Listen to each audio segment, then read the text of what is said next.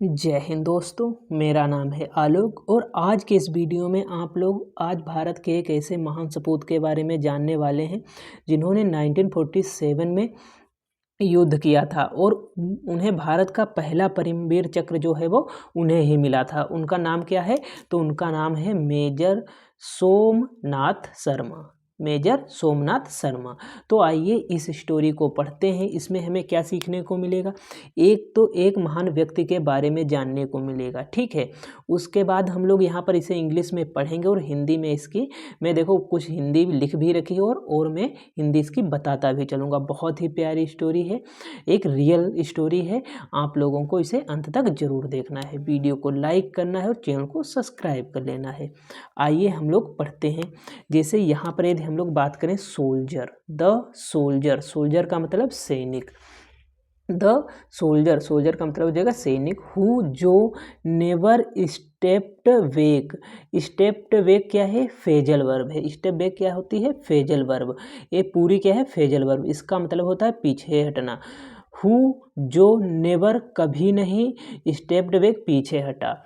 Major Somnath Sharma, यानी major जो सोमनाथ शर्मा है वो कभी पीछे नहीं हटे, इसी पर बेस्ड स्टोरी है। आइए अब हम लोग पढ़ना स्टार्ट करते हैं और देखते हैं किस तरीके से पढ़ेंगे।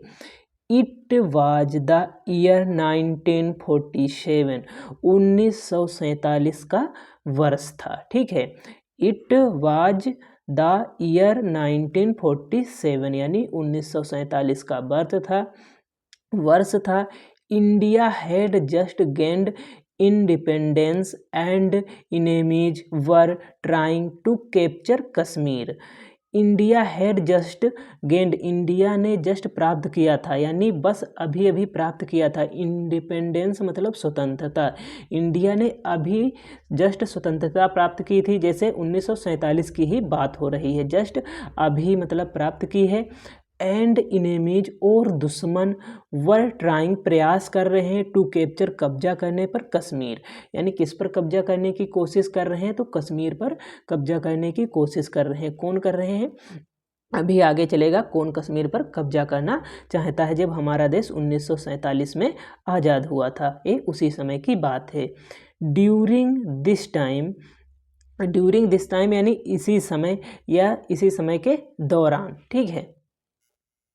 ड्यूरिंग दिस टाइम इसी दौरान ए ब्रेव यंग सोल्जर, एक ब्रेव का मतलब होता है बहादुर, यंग युवा, यंग को हम लोग क्या कह सकते हैं? युवा। युवा क्या होता है? यंग। एक ब्रेव महान, ठीक है, या बहादुर, ब्रेव बहादुर यंग युवा सोल्जर सैनिक, एक बहादुर युवा सैनिक मेजर सोमनाथ शर्मा ओनली केवल 24 ईयर्स ओल्ड यानी 24 वर्ष के थे। जो मेजर सोमनाथ शर्मा थे वो ओनली सिर्फ 24 वर्ष के थे। आइए आगे देखते हैं हम लोग। Stood on the battle field with courage and determination.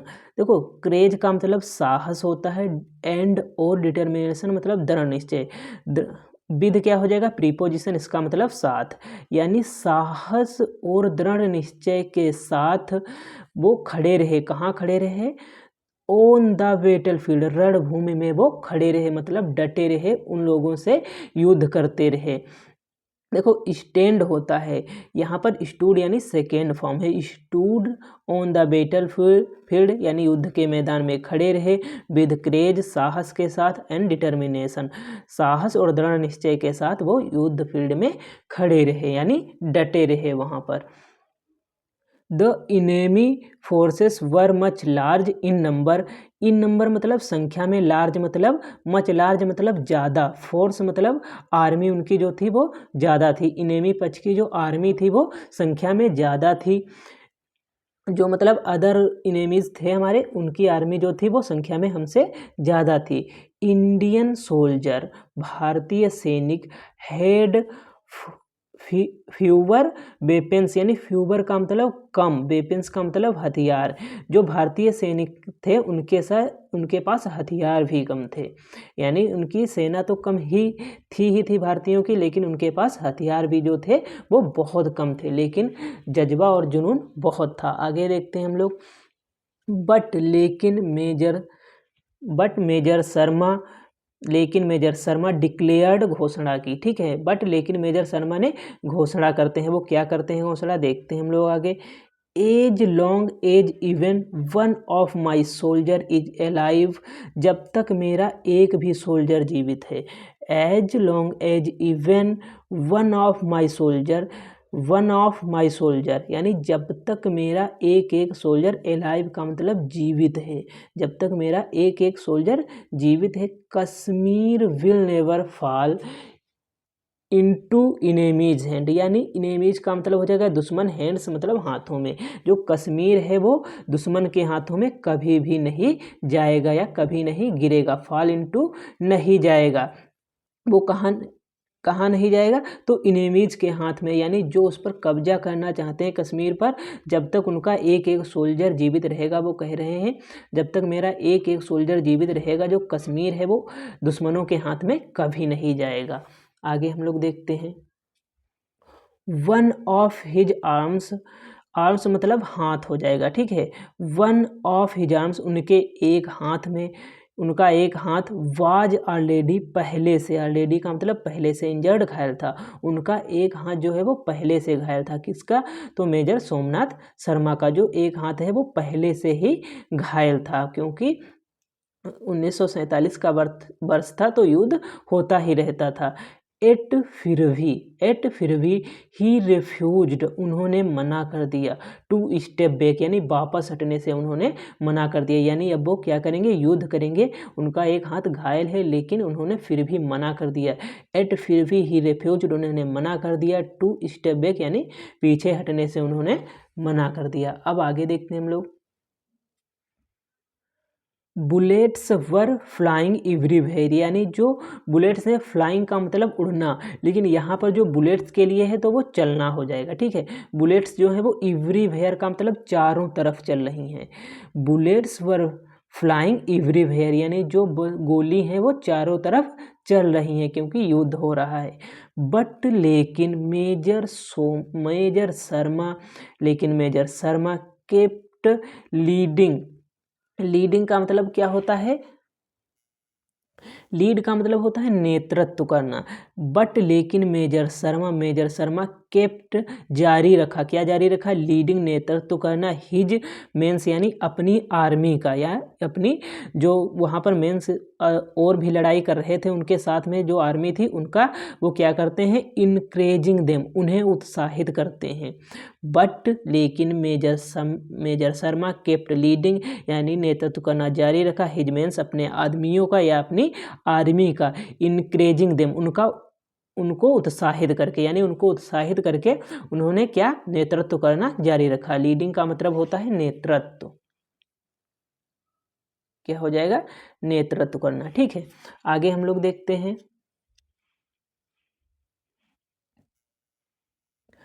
And holding the position, position का मतलब होता है स्थिति। And holding the position, position का मतलब हो जाएगा स्थिति, होल्डिंग मतलब बनाए रखना, ठीक है। एंड होल्डिंग द पोजीशन, उन्होंने अपनी स्थिति बनाई रखी।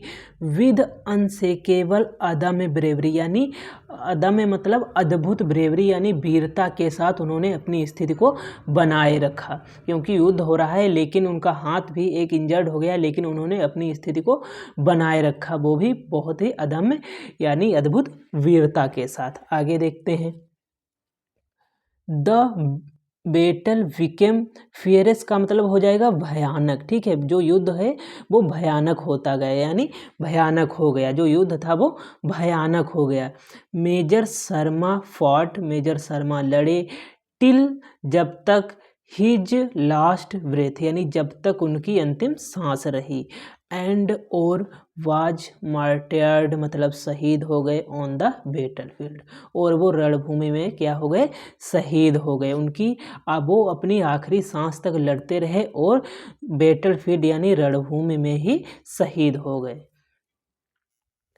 आइए आगे देखते हैं।